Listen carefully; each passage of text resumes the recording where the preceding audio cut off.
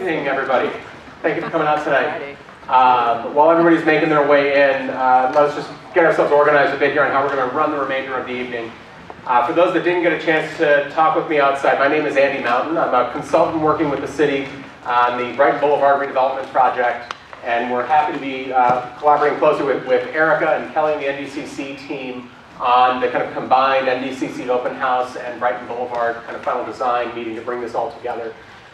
When the idea first came up a couple weeks ago of why don't we combine these two, I think everybody on our teams were looking at schedules and thinking about how crazy the kind of 3 to 4 weeks between Christmas, let alone the week of Hanukkah here that we've got going on right now.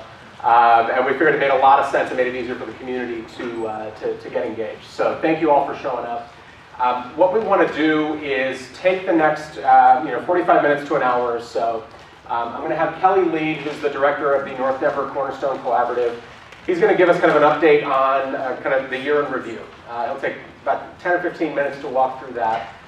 And then Bill Lang, who is the consultant project manager from CH2M Hill, as well as Brian McLaren, who is the city's project manager for Brighton, as well as the upcoming construction activity beyond Brighton along the corridor here. They're going to walk through kind of where we are on Brighton, where the design is at this stage, and what the path forward looks like as we get into construction on Brighton in early 2016. So before we dive into the meat of the agenda, I did want to recognize Chai Montoya from Councilman Brooks' office, who's here tonight. Thank you for joining us, Chai. Thank you. And we will we'll dive in. So first, Kelly, let me turn things over to you here. Good evening. How are we doing tonight? Good. Let's try that again. How are we doing tonight? Good. Well, we're in a church. We got to be a little bit. Well, thank you for being here tonight. And I know we all have choices to make, especially this time of year, and I'm just enormously appreciative of you being here. And I'm going to go through some stuff pretty quickly, get a year in review, and I just want to start by saying, as we started to prepare, the NDCC started to prepare its annual report for this year, we've been at this now, I've been at it for almost 3 years, the team's been at it for about 2.5, at first I didn't believe the list of accomplishments for 2015. And what I want to do, and I'm going to walk you through some of those, but I want to have you guys give yourself a hand, because we would not have accomplished what we've accomplished without your help. So please give yourself a round of applause for helping us. And you'll see why this is a big deal. I mean, I can tell you, I've been doing this kind of work for a long time, and there is nothing like this happening across the country in terms of the kind of collaboration, the kinds of alignment that are happening with the city, the size of Denver, and the collaboration that's happening both with the public and private sectors and at the community level to reconnect and re-energize a substantial part of our city. So the story really does start, though, with a much bigger vision by the mayor, which is called the Corridor of Opportunity, linking Denver Union Station, its reemergence out to DIA, our airport, and the 23 miles that happen between those facilities, and kind of the darker blue is the NDCC, which is really made up of the 3 historic neighborhoods, Goville, Elyria, and Swansea. And when we get, and many of you have seen this slide, but when we get closer, this is actually the study area. Again, our boundaries are Pecos to the west, Colorado Boulevard to the east, County Line to the north, and then MLK Boulevard to the south. That's 3,000 acres of land, again, predominantly made up of Goville, Elyria, Swansea. It's one of the largest urban redevelopment efforts in the entire country.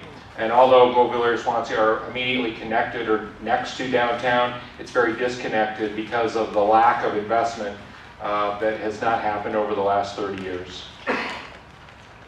So we'll dive right in to the year in review. And again, the way we're organized is by portfolios. So when we say neighborhoods, we're talking about the 2 neighborhood plans. And again, this is just a high-level summary. I mean, we could have multiple slides for the community, but in late, although it's happened in 14, in late 14, the Globeville plan was adopted. And then early this year, the Elyria Swansea plan was adopted. Discover Denver launched a historic building survey. So again, trying to preserve historic parts of this part of our city. We completed a walking loop, the second phase of a walking loop around Argo Park that was informed by some moms in the region. We completed a technical advisory program study of Washington Street, and I'll talk a little bit about what that means for 16. Some planning for Durham Park and 51st and Broadway, and then we kicked off the Platte to Park Hill stormwater. And again, what you'll be able to, we'll have our annual report posted online, but again, this is just a small kind of sampling, and I want to tell you that everything we do in the NDCC starts and finishes with how does that link back to the 2 neighborhood plans? How do we make sure we're advancing the visions that you all were a part of, and how do we do that in both small, medium, and large projects?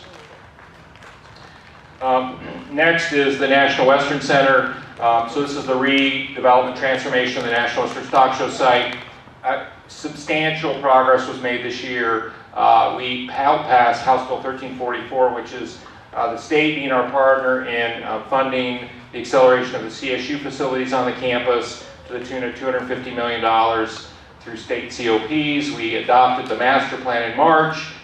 We submitted our Regional Tourism Act application. We will actually hear tomorrow from the state on the final award amount. So I'm probably not going to sleep all that much tonight, but it's a substantial part of finishing that project, phases 1 and 2. We passed 2C, and again, a huge thank you goes out to the residents of these communities in the entire city of Denver. It was a Denver vote, and it passed by 66%, and that will allow us to extend visitors and lodgers tax to fund a large portion of the National Western Stock Show plan, as well as improvements to the convention center. We've acquired a parcel already on the site. We've launched a variety of studies that will continue to inform the advancement of the planning. We started rail consolidation, which is a critical path item, and we continue to build new partnerships to make the vision of the campus happen. Brighton Blvd, I'm not going to spend a lot of time on this because you're going to get an update from the team, but it's suffice to say that we've made enormous progress with the businesses on the corridor and the folks that have helped kind of think through what Brighton could be, and we are excited to break ground. The goal is to break ground this next year on Brighton Blvd. River North is both a kind of rhino, but really the focus, a huge focus is about the South Platte. The last 3 miles of the South Platte River are part of our work. Large portions of this segment of the river you can't get to, and so our goal over the course of time is we're working with the Army Corps of Engineers on a 3-year study, but the goal ultimately is to ecologically heal the river, gain access back to the river, and reactivate the river for those 3 miles. And so as an example, a mile of the river, the South Platte, rests within the National Western Center, and we will reactivate that part of the river as part of the National Western. But a lot of work going on around the river and the river conversations, and then a whole bunch of infrastructure around new roads, a promenade that ultimately will go along the river, some visioning around 35th. Just there's been a lot of work, and you'll actually start to see the implementation of that work beginning this next year. I-70, that's a project led by the Colorado Department of Transportation. We are partnering with them as well as Denver Public Schools to think through not just the highway project, but how do you take advantage of reconnecting these neighborhoods via the improvements that will happen on the highway. And one of those is the Swansea Cover by Swansea School. We're making really good progress with DPS and CDOT on some exciting possibilities about the programming for that space. And then CDOT is working through a process to bring on their development partner to ultimately build that project. RTD, excitement will begin this next year as they start to bring the East Line, activate the East Line at 38th and Blake, 40th and Colorado, out to the airport. That will happen this next year. And then the Gold Line, which has a stop at 41st and Fox, and then ultimately to Arvada. That will come on later in 16. And then the North Metro Line, which runs right through the center of the National Western. That construction will commence after this year's stock show with an intent of opening in 2018. So lots of work going on around the stations as part of reconnecting this part of the city. So that's a quick snapshot of where we've been. For those that have been to some of our town halls, every year we put together a work plan for each of the portfolios. Hi, John Benitez, how are you? Good to see you.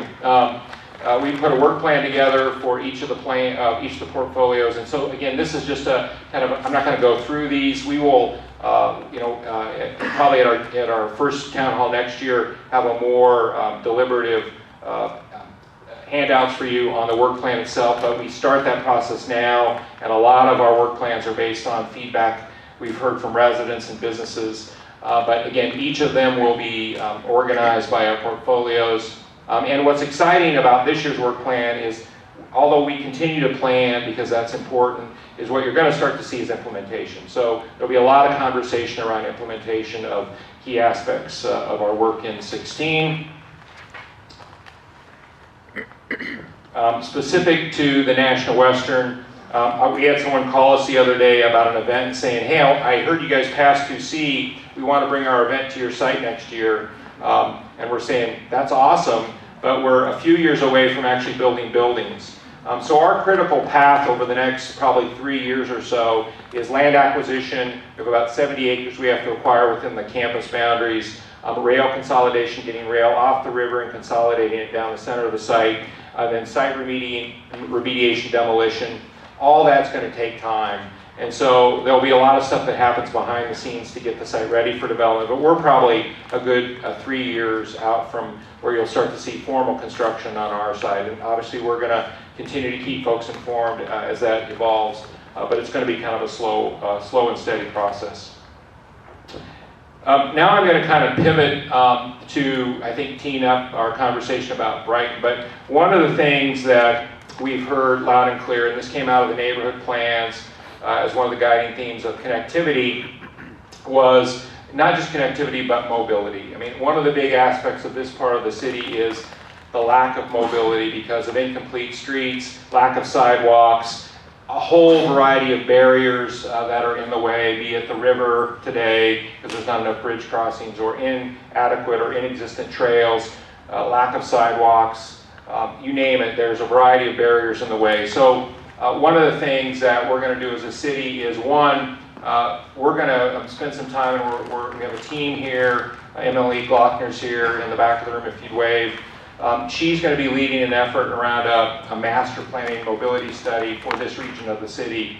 And so all that kind of master planning takes a macro view or holistic view of how you start to connect all the different modes of transportation that will reemerge in this part of the city. How do you really leverage, as an example, 4 transit stations that are going to come online kind of geographically and strategically placed across the 3 neighborhoods? How do you take advantage of new local connections, sidewalks, trails, horse trails? I mean, we're going to truly be multimodal. We're going to reintroduce horse trails in this part of the city since we'll have horses at the National Western. But the study is a really important planning tool that we'll use to set the stage for how then does that relate back to the neighborhood plans? How do we plan for funding over a period of time, improvements both small, medium, and large?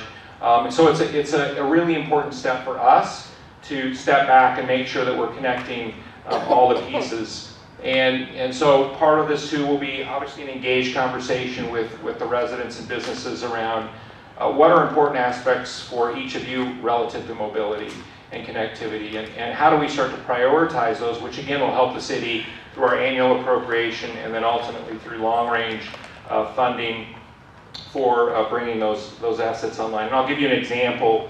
One of the things certainly we've heard loud and clear, and we're actually commencing the study this year still, or working on it, is the 47th and York rail crossing.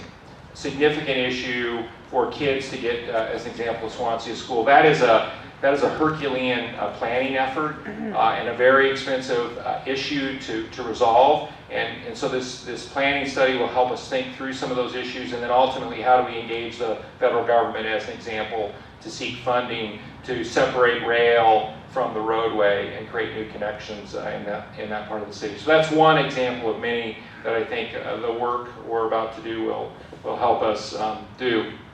I think the other part that's important is that we have active projects, obviously, that are starting to. So Brighton, a whole bunch of firsts around Brighton that you'll hear the team talk about tonight, from dedicated bike lanes and walkways and active spaces for people We're launching, as part of the National Western, a parking management study that, again, takes a holistic view about how do we take advantage of the reservoir of parking that we are going to create at the National Western Center for the benefit of the region. How do we, link bikes and buses and start to think in a regional way about how we leverage the use of that parking on a year-round basis beyond just using it for big events. So lots of, I think, exciting work will happen this year and next as we start to think about how we think big for this part of the city. And then also as these new assets come online, we have the East Line that's going to get operational this next year, and opportunities will start to emerge, new partners will start to emerge, private sector investment will start to emerge in this region of the city that we just haven't been able to do because the infrastructure hasn't been in place. So I think with that concludes my remarks. And again, I just want to close by saying thank you and I see a lot of familiar faces in the room, and I just want to personally thank you, and thank you on behalf of the mayor and our team for the hundreds of hours many of you have spent helping us think through these issues.